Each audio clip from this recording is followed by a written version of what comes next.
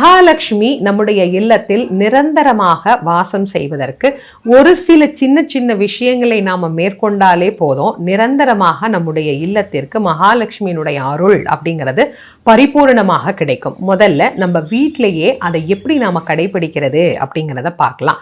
ஒரு வீடு அப்படிங்கிறது எப்பவுமே மகிழ்ச்சி நிறைந்த இடமாக, மங்களகரம் நிறைந்த இடமாக அமைய வேண்டும் அப்படிங்கிறது முதல் விஷயம்.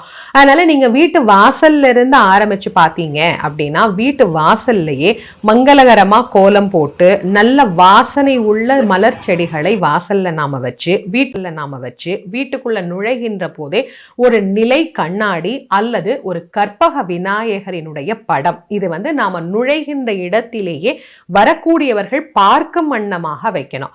அப்படி வச்சோம் அப்படின்னு சொன்னா வீட்டிற்கு எந்த விதமான தீய சக்திகளும் அணுகாது. அதனால முதல்ல எப்பவுமே தெரிஞ்சுக்கோங்க, எந்த திசை உள்ள வீடாக இருந்தாலும் சரி, கிழக்கு, மேற்கு, வடக்கு, தெற்கு இப்படின்னு எந்த திசை பார்த்த வாசல்களாக இருந்தாலும் நமக்கு